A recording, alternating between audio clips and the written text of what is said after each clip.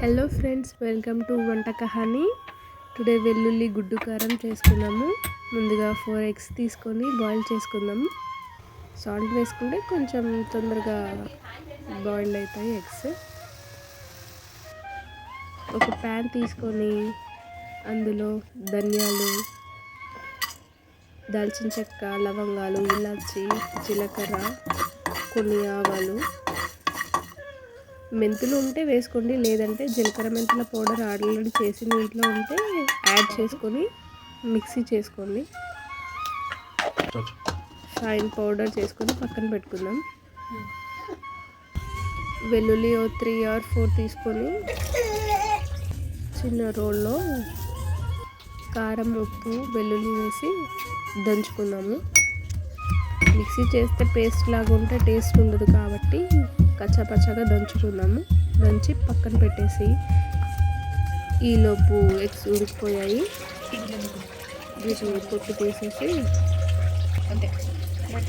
ఎవరికి నచ్చిన షేప్లో, నచ్చిన సైజులో కట్ చేసేసుకొని పక్కన పెట్టుకోండి. ఫస్ట్ టైం వీడియో చేస్తున్నా, కొంచెం టెన్షన్గా ఉంది. ఇలాగూ గుడ్డు కారం అంటే సీజనల్, ఇప్పుడు వింటర్ సీజన్ కాబట్టి కొంచెం కోల్డ్, కాఫ్ ఉన్నా కూడా ఇది తింటే సెట్ అయిపోతుంది. కారం కారంగా, స్పైసీగా. ఒక కడాయి తీసుకొని అందులో 4 tablespoon ఆయిల్ వేసుకొని, ఆయిల్ హీట్ ఎక్కిన తర్వాత జీలకర్ర, ఆవాలు, అలాగే ఎండుమిర్చి కొంచెం ఫ్రై అయిన తర్వాత అలాగే కరివేపాకు కూడా వేసుకున్నాము. కొంచెం కరివేపాకు వేసుకొని వేసుకున్నాము. చిటికెడంతా పసుపు, 1/2 tablespoon పసుపు యాడ్ చేసుకున్నాము. ఫ్రై అయిన తర్వాత ఇందాక మనం దంచి పెట్టుకున్న వెల్లుల్లి కారంని ఇందులో యాడ్ చేసుకున్నాము. అలాగే ఇందాక మసాలా పౌడర్ చేసుకున్నాం కదా, అది కూడా యాడ్ చేసుకున్నాము. స్లిమ్లో పెట్టి చేసుకోవాలి, లేదంటే మాడిపోయే ఛాన్సెస్ ఉంటుంది. సో దీన్ని పక్కన పెట్టేసుకొని ఒక బౌల్ తీసుకొని ఒక గిన్నె, అందులో 2 tablespoon ఆయిల్ వేసుకొని ఇందాక కట్ చేసుకున్న ఎగ్ పీసెస్ని ఇందులో వేసుకున్నాము. లేదు మీరు ముందుగా తీసుకున్న ప్యాన్లోనే ముందు ఎగ్స్ని ఫ్రై చేసుకొని పక్కన పెట్టుకొని అందులోనే కారంని కూడా ఫ్రై చేసుకోవచ్చు, లేదంటే ఇలాగ సపరేట్ గిన్నె తీసుకొని చేసుకుంటే బాగుంటుంది. గుడ్డు కారం ఎక్కువ రోజులు అంటే 1 week అట్లా ఉండాలి, పాడవకుండా అంటే కొంచెం లెమన్ని వేసుకుంటే బాగుంటుంది.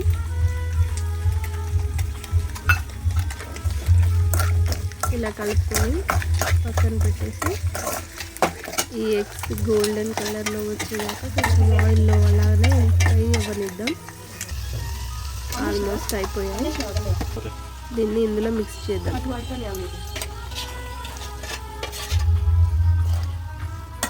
ఇలా కలుపుకొని ఒక 2 minutes అలా పక్కన పెట్టేద్దాం.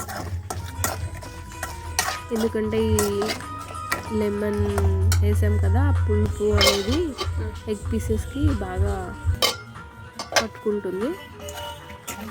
సో 2 minutes తర్వాత మళ్ళీ ఒకసారి కలుపుకొని కొంచెం అన్నం తీసుకొని అందులో గుడ్డు కారం వేసుకొని తింటుంటే అబ్బబ్బా, ఆ టేస్టే వేరు.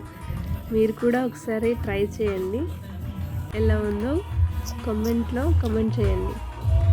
థ్యాంక్స్ ఫర్ వాచింగ్ మై వంట కహాని. Thank you, bye.